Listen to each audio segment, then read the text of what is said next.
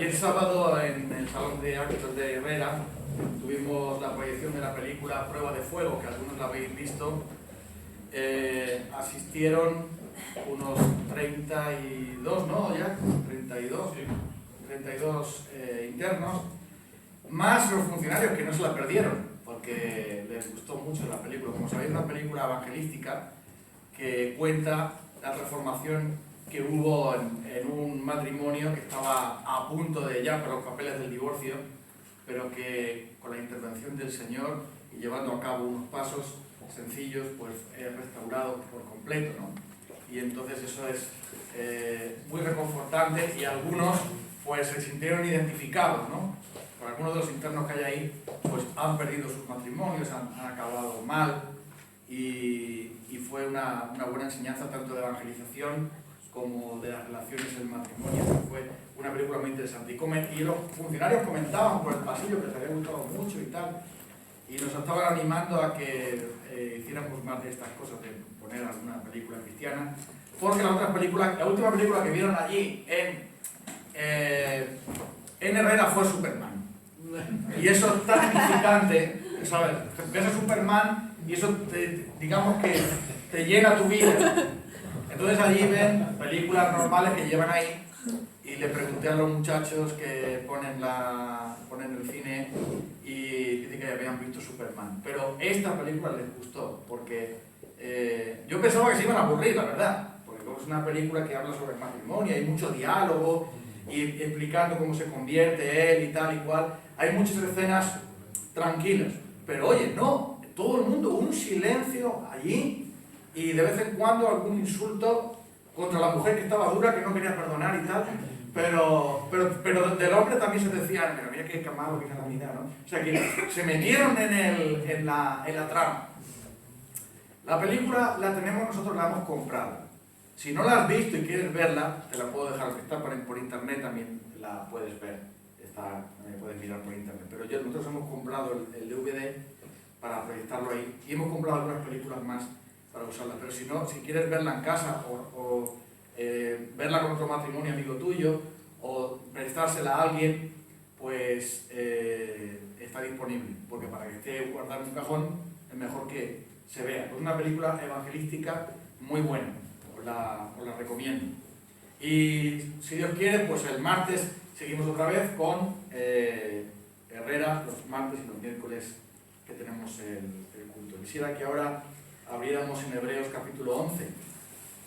Y vamos a leer desde los versículos 1 al 6, nada más. Vamos a centrarnos solo en el versículo 6, en este capítulo tan importante acerca de la fe, porque verás, la fe es tan importante que sin ella no se puede agradar a Dios. Entonces tenemos que estar seguros de que tenemos la fe verdadera. ¿Y cómo sabemos que tenemos la fe verdadera? Por los signos vitales, por las señales vitales de esa fe.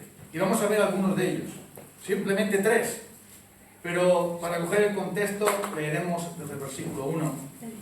Hebreos capítulo 11, versículo 1, yo estoy usando la Nueva Versión Internacional. Ahora bien, la fe es la garantía de lo que se espera, la certeza de lo que no se ve. Gracias a ella fueron aprobados los antiguos. Por la fe entendemos que el universo fue formado por la palabra de Dios, de modo que lo visible no provino de lo que se ve. Por la fe Abel ofreció a Dios un sacrificio más aceptable que el de Caín, por lo cual recibió testimonio de ser justo, pues Dios aceptó su ofrenda. Y por la fe Abel, a pesar de estar muerto, habla todavía. Por la fe Enoc fue sacado de este mundo sin experimentar la muerte. No fue hallado porque Dios se lo llevó, pero antes de ser llevado recibió testimonio de haber agradado a Dios.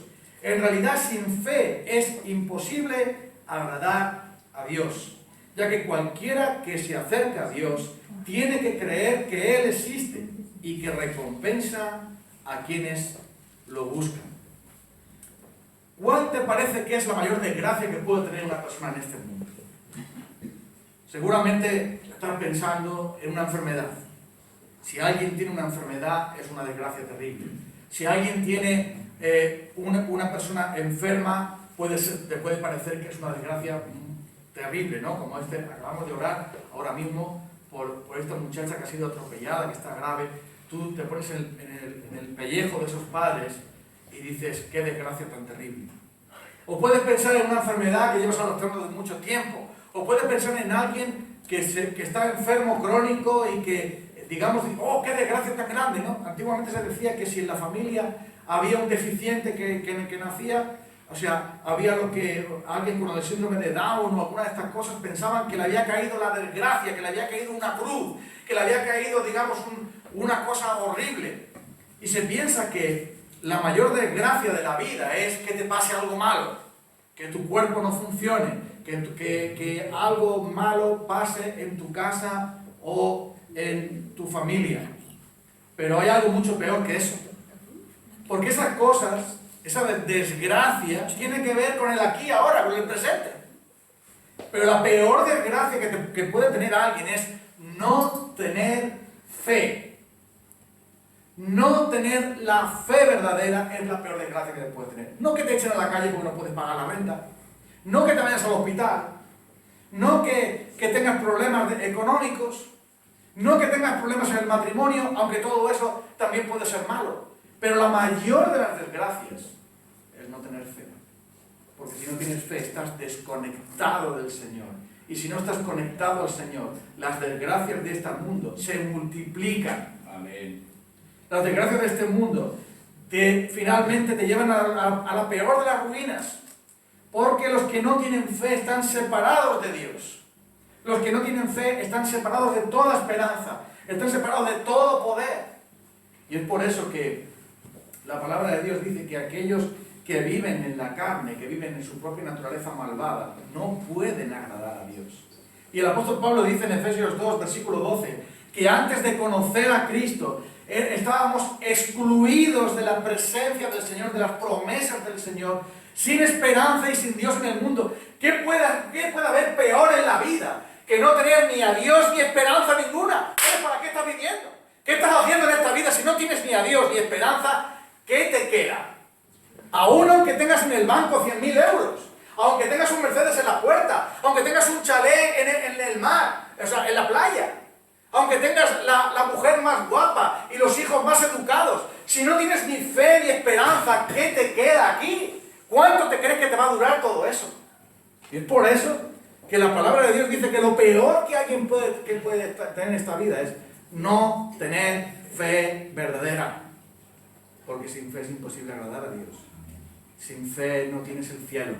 Sin fe no tienes esperanza. Sin fe no tienes fortaleza. Sin fe no tienes vida.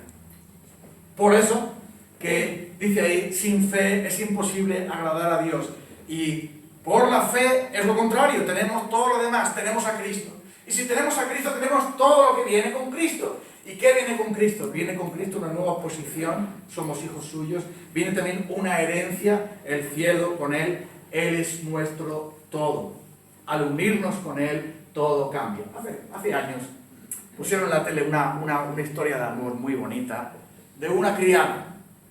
Una criada pobre que toda su vida tenía que aguantar a la jefa, la dueña, la ama, más cansina. Pero sí, ella era muy rica y la criada se metió ahí para que le dieran de comer y ahí estuvo de criada tantos años. Y esta mujer rica, esta duquesa, más fea que un loro. Fea. Y ella, muy guapilla, pero por ahí de criada. Se va a un balneario. Yo sé que a vosotros os gustan las historias de amor. Y si no os gustan, pues aguantáis, porque es una historia. Entonces verás que se va con la señora, con la que era de criada, la asistenta personal, al balneario. Y allí se conoce a un hombre soltero, rico, inglés, no existía el Brexit todavía, que se fija en ella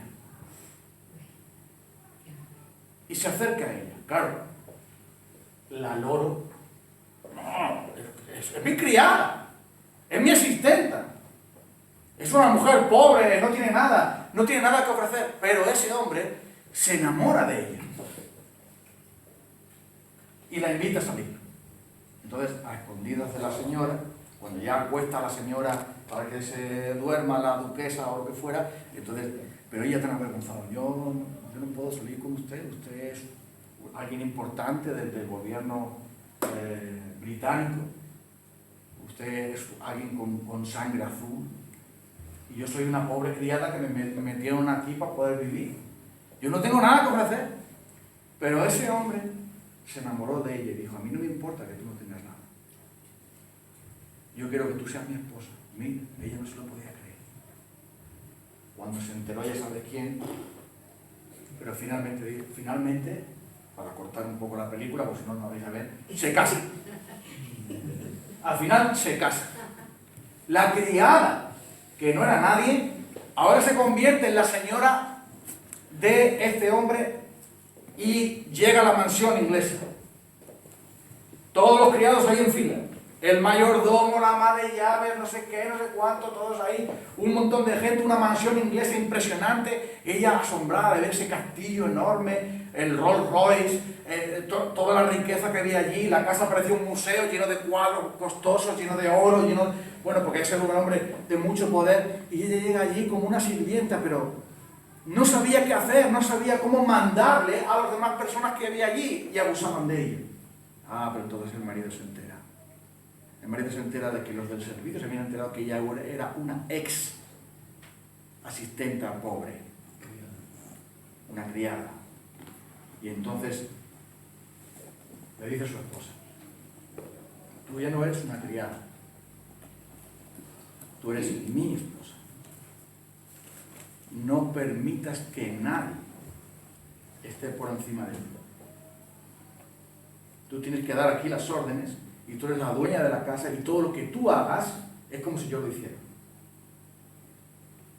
Así que ella le consultaba las cosas a su esposo y él decía, adelante. Entonces ella tenía una posición nueva y tenía una riqueza nueva. Jesucristo se enamoró de ti. A pesar de lo feos que somos. Algunos, claro, otros tienen más suerte. Jesucristo se enamoró de su esposa, la iglesia. Nosotros, que somos la iglesia. Se enamoró de nosotros porque quiso. Y no había riqueza en nosotros, no había poder en nosotros, no había sabiduría en nosotros, no había nada en nosotros, pero Él se enamoró.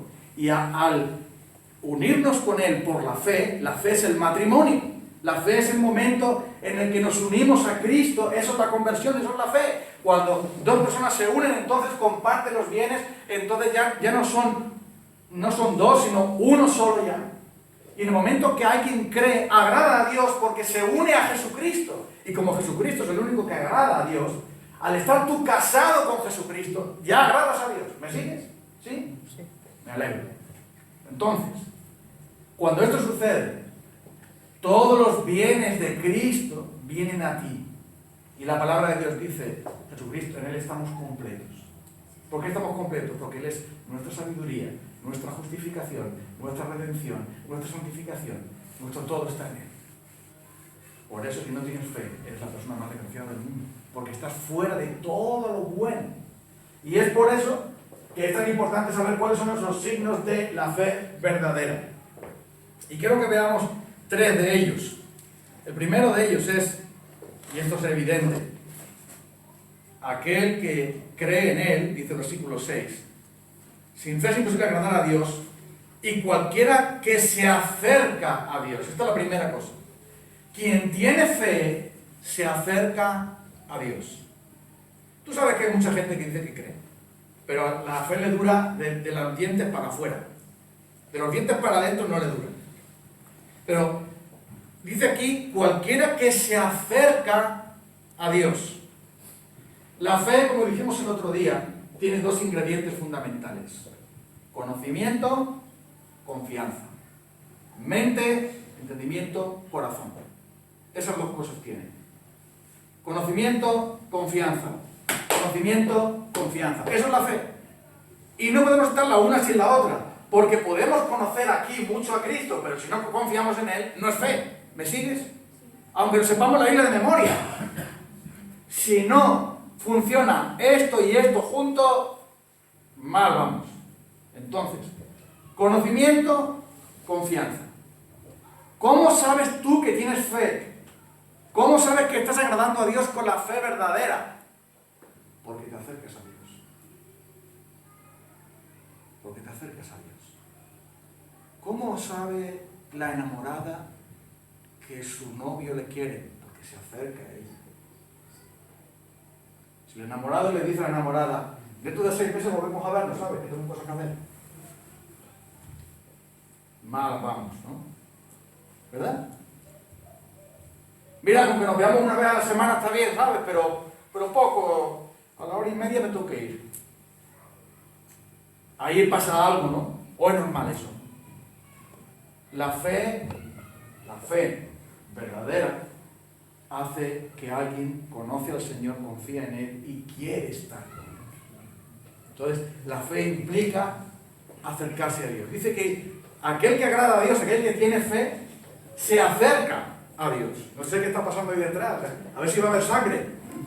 Si se portan mal, otros aquí que los pongo aquí delante. No tengo problema con eso. Ahí dice, cualquiera que se acerque a Dios. ¿Y cómo nos acercamos a Dios? Nos acercamos a Dios a través de Jesucristo. Es el único por el cual nosotros podemos acercarnos a Dios. ¿Por qué? Porque todo aquel que se acerca a Dios por medio de Cristo es aquel que tiene fe. Y acercarse a Dios significa, pues eso, reconocerle como el único Salvador. Mira lo que dice Hebreos 4, versículo 14 al 16. Habla de esto, de acercarse a Dios, teniendo un sacerdote, a Jesús, el Hijo de Dios, el gran sacerdote que está en los cielos, aferremos a la fe que profesamos, tenemos a un sumo sacerdote que se puede compadecer de nuestras debilidades, acerquémonos confiadamente al trono de la gracia para hallar misericordia y oportuno socorro. Y lo mismo aparece en el capítulo 10, también se habla de acercarse a Dios, el versículo 22, lo dice de esta manera, acerquémonos, pues, con corazón sincero, con plena seguridad que da la fe, interiormente purificados de conciencia culpable, etc. La única manera de acercarnos a Dios es a través de Jesucristo. Quien tiene fe se acerca a Dios a través de Cristo, es lavado con su sangre y solamente por medio de Él se acerca a Dios. Quien tiene fe se acerca a Dios. ¿Tú te acercas a Dios? ¿No? ¿Te estás acercando a Dios? Porque eso es lo que hace la fe. La fe no se aleja de Dios, la fe se acerca a Dios. Ah, pero mira, yo soy sucio, soy pecador, con más motivo tienes que acercarte a Dios, para que te laves. Ah, pues es que yo veo que acércate a Dios, siempre hay que acercarse a Dios, porque verás, el pecado te separará de Dios, y Dios te separará del pecado. Es así, ¿no? Cuando alguien tiene fe, aunque tenga pecado, buscará en el Señor lo que necesita. La gracia oportuna, el socorro oportuno, la fortaleza oportuna, siempre se acercará a Dios. Y si estás en problemas, si estás en necesidades, si estás en dificultades, si no sabes qué hacer, si estás en dudas, si estás en opresión, te acercarás a Dios. ¿Por qué? Porque eso es lo que hace la fe. La fe se acerca a Dios. No se acerca a una religión, no se acerca a una teoría, no se acerca a una imagen, no es algo físico, es algo del corazón. Se acerca a Dios de corazón. Eso es lo que hace la fe. Porque algunos piensan que acercarse a Dios es hacer una cosa física. No, es algo del corazón. Entonces la primera cosa es, quien cree en el Señor se acerca a Dios confiadamente en Cristo y se acerca en Cristo para recibir de Él lo que necesita. La segunda cosa, quien cree a Dios, quien cree en Él, le conoce. Versículo 6. Cualquiera que se acerca a Dios, primero, cree que Él existe, cree que le hay, cree que Él es quien dice ser. Eso es lo que quiere decir. Cree que le hay. No puede ser que alguien crea en quien no conoce. Tú no puedes creer en lo que no conoces. Tienes que experimentarlo. Si alguien te dice que hay un remedio muy bueno para, no sé, para la artrosis, que es lo que yo tengo, ¿no? Dice, mira, hay un remedio muy bueno ahora, esto te va a venir muy bien. Bueno, yo puedo entre comillas, aceptar lo que me dice esa persona, pero si no lo pruebo, no sabré si funciona o no, ¿sí o no? Creo yo que una fotocopia de la receta no te va a dar la sanidad. ¿O sí? Tendrás que ir a la farmacia y tomarte la medicación, ¿no? Así sabrás si funciona o no. Entonces ahora me han dicho que para lo mío hay una cosa que se llama aleta de tiburón. No me lo estoy comiendo aleta de tiburón. Pero hay unas pastillas que...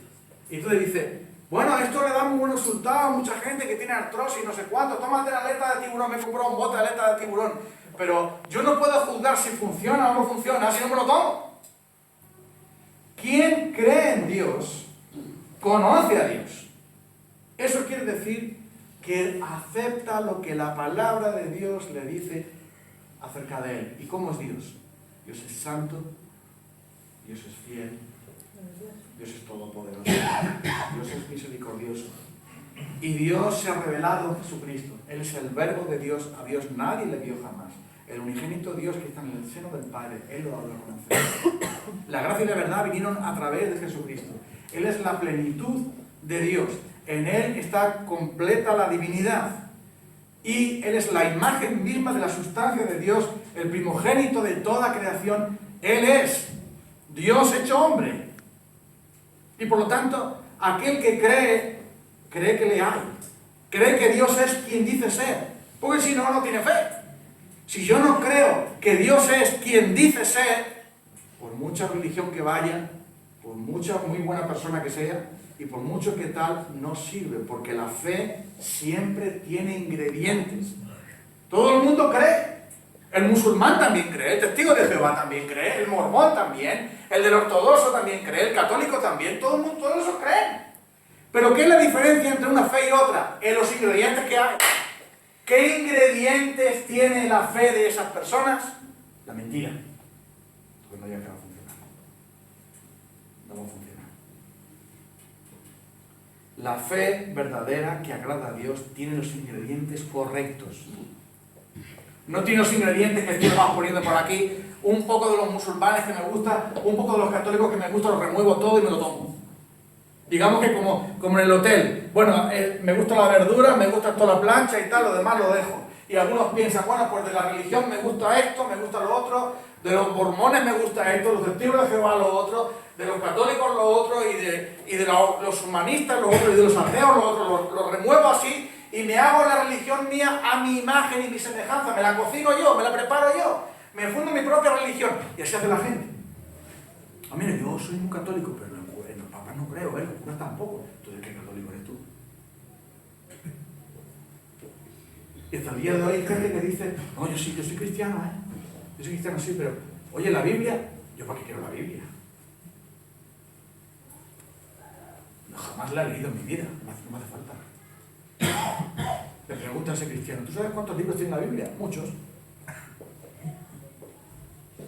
¿Quién es Jesucristo? Uno que vino en la Navidad. Y no tiene ni idea. Y dices tú que cree esa persona. ¿En qué cree? ¿En qué? Quien cree, conoce a Dios. Sería tanto como decir, ¿estás casado? Sí, estoy casado. ¿Y cómo es tu mujer? Yo veré. Aunque me ponga el plato de comida y se porte bien. ¿Qué me importa? ¿A ti te parece que eso tiene sentido?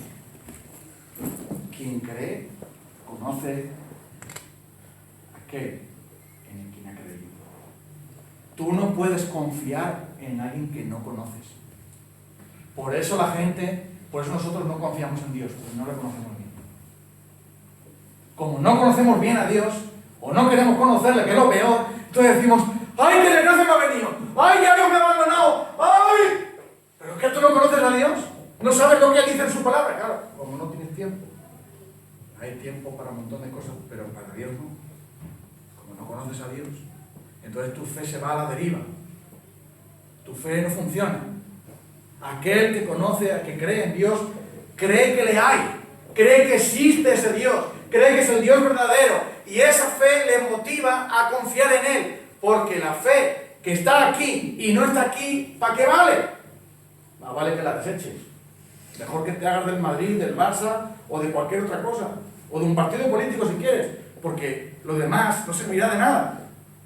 Entonces, ahora, quien cree, conoce a Dios. ¿Y por qué le conoce? Porque Dios se ha revelado en él. Y esto es algo tan vital para nosotros. Segunda de Corintios capítulo 3, versículo 14. Dice, habla el apóstol Pablo aquí, referente a por qué ellos creían. ¿Qué les había pasado? Pablo era judío y él conocía a Cristo, pero sus compañeros judíos, que cada día leían la ley de Moisés, no lo entendían. ¿Qué pasa? ¿Que Pablo era más listo que nadie? ¿Y los demás más tontos? ¿Él era un catedrático y los demás eran unos ignorantes? Es una cuestión espiritual. Versículo 14.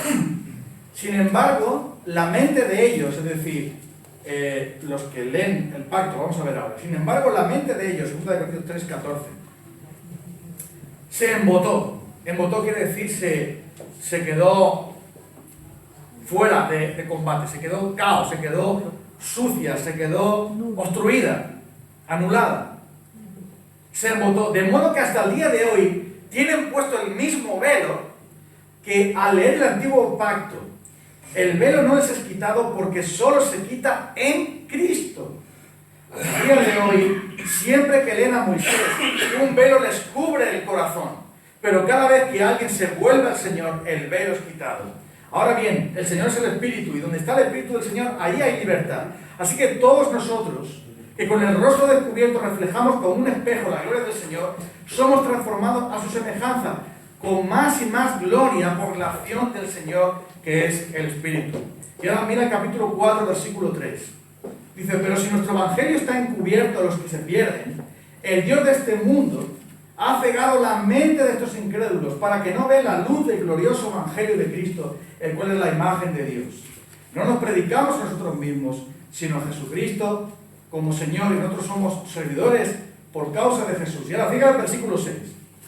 Dios, que ordenó que la luz resplandeciera en las tinieblas, hizo brillar su luz en nuestro corazón para que conociéramos la gloria de Dios que resplandece en el rostro de Cristo. Vamos a unir estos dos pasajes porque aquí hay mucha miga, hay mucho pan para repartir. Acabamos de cantar ahí, abre los ojos de mi alma. ¿Sí o no? Abre mis ojos, oh Cristo. A Jesucristo no se le conoce por una estampa, una fotografía o leyendo un libro. A Jesucristo se le conoce interiormente, por lo espiritual, por la fe, por la obra de Dios en la persona. Se le conoce con el corazón. No se le conoce porque te lo digo tu padre, tu abuelo, o quien sea, no por una herencia, sino por el corazón. Y de la misma manera, el apóstol Pablo dice, ¿por qué hasta el día de hoy los judíos cuando leen la ley de Moisés y empiezan a rezar así, y vengan, no ven a Cristo? ¿Qué les ha pasado? Su corazón está en tinieblas, su mente está endurecida. Y no ven porque tienen un velo delante. Si tú tienes delante una cortina gruesa, tú no ves lo que hay detrás. Detrás de esta cortina tú no puedes ver lo que hay. Esto no, es una cortina negra y detrás hay otra cosa ahí. Tú ves la cortina negra, no ves lo que hay detrás. Hace falta que el velo se descorra. Hace falta que alguien quite esa cortina para que tú puedas ver lo que hay detrás. Pero mientras que está la cortina delante, tú solamente ves un velo. ¿Y qué gracia tiene ver un velo? ¿Qué gracia tiene ver una cortina? Sí, ya lo he visto ya. Me voy. No ves lo que hay detrás. Ahora, Cristo lo que hace es que descorre el velo. Descorre el velo y entonces ¿qué ves? La gloria de Jesús y dices, ¿cómo? Yo pensaba que Jesús no era así. Y entonces vas corriendo a sus pies. Porque le ves. Mientras que el velo no se descorre, tú dices, cambia de canal. Porque no le ves. Hace falta que el velo se descorra. Entonces dice el apóstol Pablo, ellos tienen puesto un velo en su corazón, su incredulidad, que les impide ver la gloria del Señor. Y no ven ninguna hermosura en Jesús. No ven que Él es majestuoso y poderoso. No sienten su presencia. No le anhelan. No le desean. No se casan con Él. Verás, cuando se descorre el velo y ven la hermosura, la belleza y la gloria de Jesús. Entonces ellos mismos van corriendo a Jesús para unirse a Él. Y escucha esto, dice que, ¿cómo lo hizo Dios? Fue un acto como el de la creación. Observa. Nosotros a cara descubierta, ya no tenemos velo delante, como Moisés que se ponía el velo porque su rostro brillaba de estar con Dios, ya no tenemos velo delante. A nosotros a cara descubierta contemplamos la gloria del Señor, y esa gloria del Señor nos transforma a nosotros, a su semejanza. Pero escucha, si nuestro evangelio está encubierto a los que se pierden, si nuestro evangelio no lo entienden las personas que le predicamos, si nuestro evangelio es rechazado por personas de fuera, no es porque sean bobos, no es porque sean ignorantes, no es porque sean peores que nosotros, es porque tienen el velo. Solo por Cristo es quitado ese velo. Cristo es el que lo quita. Y cuando se vuelven al Señor, el Señor se lo quita. Y ahora mismo, nosotros, dice, ¿por qué contemplamos a Cristo cara a cara? ¿Por qué el Evangelio no está encubierto a nosotros? ¿Por qué está revelado a nosotros? Porque Dios, que mandó que la tierra se hiciera la luz, Dios el mismo que dijo, sea la luz, fue el que mandó que la luz suya, la luz de su Evangelio, el que revela la gloria de Cristo, llegara a nosotros para poder contemplar su hermosura, para poder contemplar su gloria. El otro día estaba viendo una película que aparecen algunos mineros que descubren unas piedras preciosas. Y esos mineros están trabajando ahí para la empresa. Picando, descubren que hay un filón ahí de piedras preciosas. Entonces los dos dicen, ¡shh! Quédate callado, ¿Qué habéis descubierto? Nah, ahí está. Y cuando se acaba su turno y ya nadie está trabajando en la mina, bajan otra vez por la luz, van ahí y pican, y entonces se llevan ellos las piedras preciosas que los otros desde arriba nunca iban a ver. Usando la luz, entonces se reflejaba en la luz las piedras preciosas ahí. Y pasaron de ser currantes a ser millonarios. Tú le dicen al jefe, jefe, que lo voy a dejar, sabes que estoy mal de los pulmones. Estoy malillo. Y luego, si de pronto es el empleado, se va de crucero por ahí y dice, uy, se ha puesto malo y se ha ido al mar para que le dé. La luz reflejó la gloria de esas piedras, porque le ves tal y como él es, no todo perfectamente, pero lo suficiente para conocerle a él. Entonces, esta es la segunda cosa. Y la última es, ¿quién cree, confía en las promesas de Dios? Eso lo tenemos también en el versículo 6, porque dice, cree que le hay, cree que Dios es quien dice ser, cree que Él existe como tal, y además que recompensa a los que le buscan. Esto es interesante porque aquel que confía en Dios sabe que Dios recompensa a los que le buscan, sabe que vale la pena confiar en Él, porque si tú te acercas a Dios y conoces a Dios, sabrás que lo que Dios dice es verdad. La confianza lo hace. La confianza da crédito a la persona. Cuando tú confías en alguien, sabes que lo que te diga va a ser verdad, ¿sí o no? Si no, no confiarías en ella. Si al conocer a Dios, confiamos en lo que Él ha dicho. ¿Y qué dice aquí? Que Él recompensa a los que le buscan. Y toda la palabra de Dios lo dice. Mira, me buscaréis y me dejaré encontrar por vosotros. Es lo que significa literalmente. Yo sé que en otra versión dice y me encontraréis. No dice eso la Biblia. Dice me dejaré encontrar por vosotros. Que es diferente. Pero bueno. Me buscaréis, me dejaré encontrar por vosotros, porque me buscaréis de corazón. Me buscaréis de todo corazón. Y Dios dice, buscadme y viviréis. Si me buscáis, ahí estaré. Buscad al Señor en el tiempo que puede ser hallado. llamarle en el tiempo que está cercano, deje el hombre malo su camino y vuélvase al Señor. Eso de buscar al Señor es simplemente acercarse a Él por la fe, creer en su palabra. Y la gran promesa del Evangelio, ¿cuál es? De cierto os digo, que el que oye mi palabra y cree en su corazón, tiene vida eterna. Y no vendrá a condenación. Nos ha pasado de muerte a vida. Esa gran promesa del Evangelio. El que cree en mí tiene vida eterna. El que cree en mí no verá la muerte. El que cree en mí, aunque esté muerto, vivirá. Yo soy la resurrección y la vida. Los muertos oirán la voz del Hijo de Dios y se levantarán. Y esta es la buena palabra, esta es la buena noticia del Evangelio. Todo aquel que invoque el nombre del Señor será salvo. Todo aquel que venga a Cristo por la fe tendrá vida eterna. Y por eso el que cree esa palabra, cree esa promesa del Señor y todas las demás. Pero esa primeramente, para unirse por la fe y ser salvo. Cree esa palabra y la acepta. Mis ovejas oyen mi voz. Yo las conozco y me siguen. Yo les doy vida eterna y nadie les va a arrebatar de mi mano. Mi Padre que me las dio es mayor que todos. Y nadie les puede arrebatar de la mano de mi Padre. Yo y mi Padre somos uno solo. Y así podemos encadenar montones de promesas. ¿Quién nos separará del amor de Cristo? Tribulación y angustia, o persecución, o peligro, o espada. Como está escrito, por causa de ti somos muertos, somos entregados como ovejas de matadero, pero antes en todas estas cosas somos más que vencedores por medio de aquel que nos amó, y por lo cual estoy seguro de que ni la muerte, ni la vida, ni ángeles, ni principados, ni potestades, ni lo presente, ni lo porvenir, ni lo alto, ni lo profundo, ni ninguna otra cosa creada nos podrá separar del amor de Dios que es en Cristo Jesús, Señor nuestro. Si Dios está por nosotros, ¿quién contra nosotros?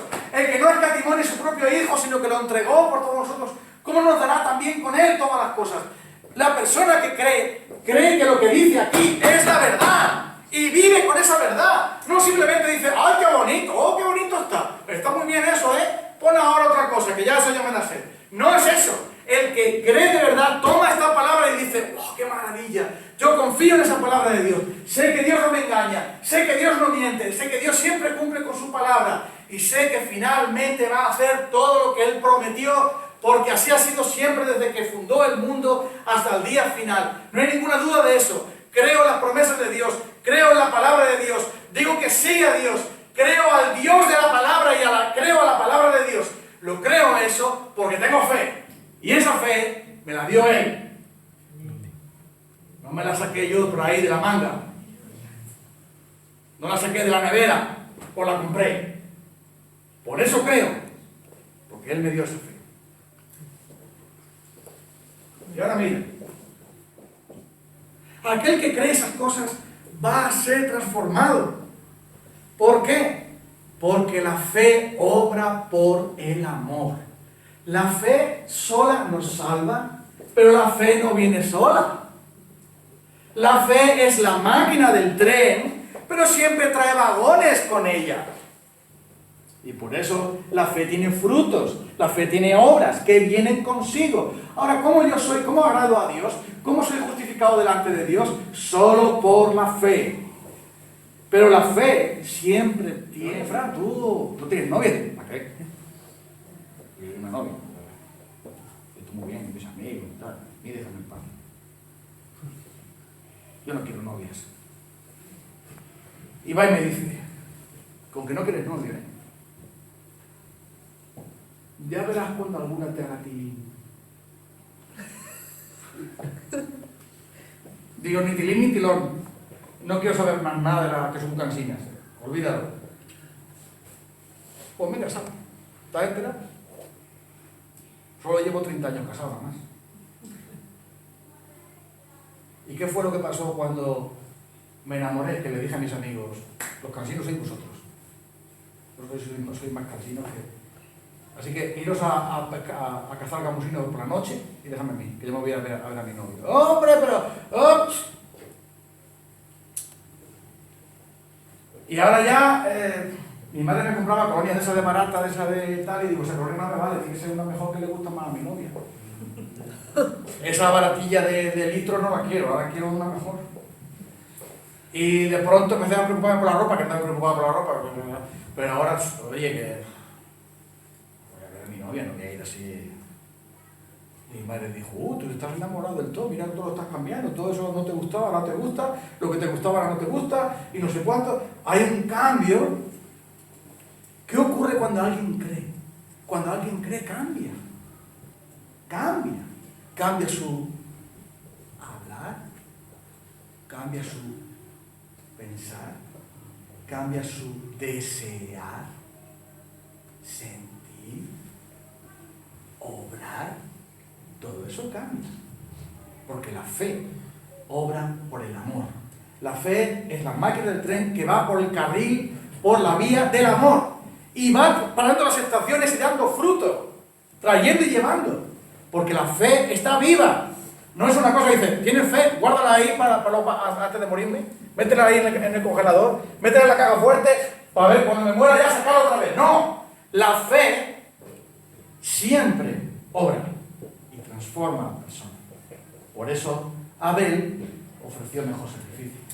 Por eso Enoc se marchó con Dios. Y por eso, como vamos a ver ahora, vamos a ver, hoy no, otros días, vamos a ver cómo la fe cambió a una prostituta en una creyente. Vamos a ver cómo la fe, un hombre que no había llovido nunca en su vida, se pone a construir un barco que no había visto ni el mar ni nada. Vamos a ver cómo la fe movió a tantos otros a sus vidas ser transformadas. Así que, quédate con esto. Si alguien tiene fe, tiene que ser transformado. Si no es transformado, no tiene fe. La fe te transforma y la transformación implica que tienes fe. Si eso no ocurre, cadáver. Eso sí que es malo. Y por último, que vamos a tomar la cena, vamos a cantar el cántico, son ya las casi 20. ¿Por qué el Señor ha querido que sea solo por la fe? Porque de esa manera Él hace que la salvación sea solo por la gracia. Si la fe es algo que yo pongo para salvarme, si la fe es que cojo la cartera y tengo yo que aportar algo para salvarme, siempre puedo decir, yo aporté. Si tú me invitas al restaurante, me puedes invitar cuando quieras, estoy disponible, tengo la agenda libre. Si me invitas al restaurante y me dices, mira, yo te invito al primero y al segundo, por el postre tienes que pagarlo tú, y yo quiero tarta de whisky. Entonces yo siempre puedo decir, me invitó a medio comer. Porque el postre tuve yo que rascarme el bolsillo. Entonces no es una invitación. Yo te invito, pero tú pagas el postre. Yo te invito, pero tú pagas. O es invitación completa o no lo es.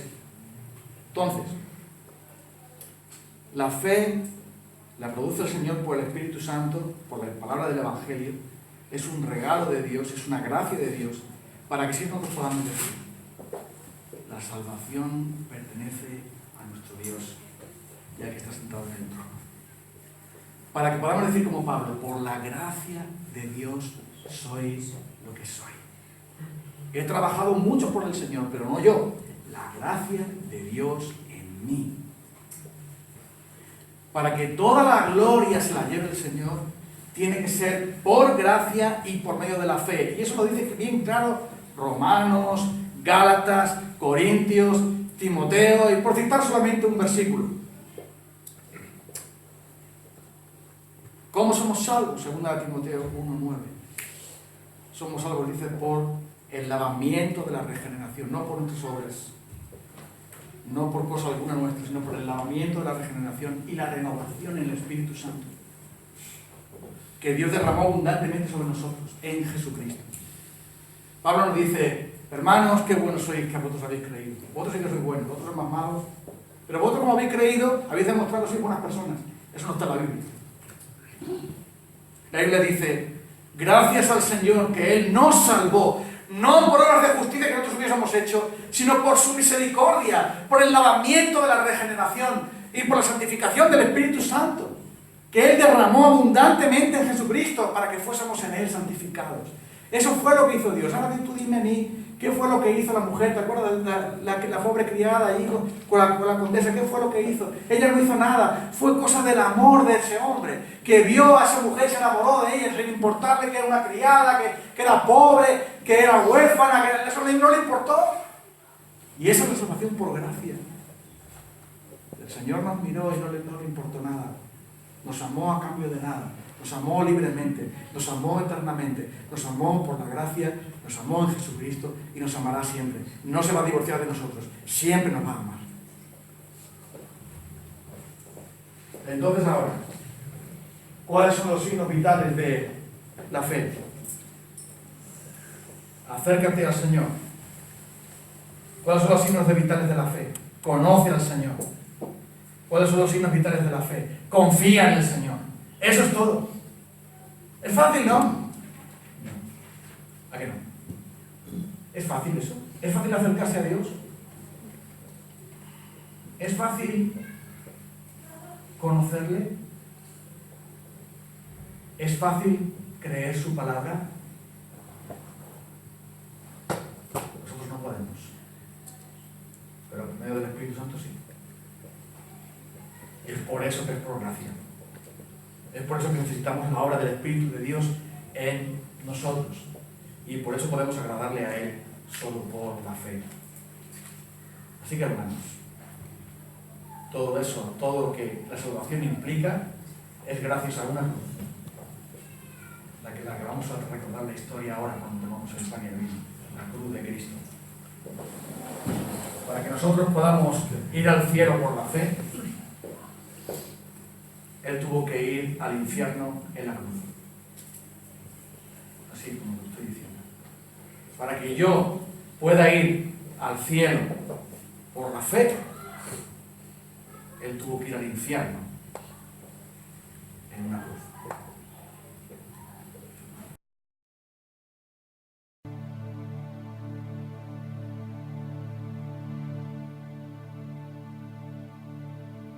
Eras el verbo en el principio.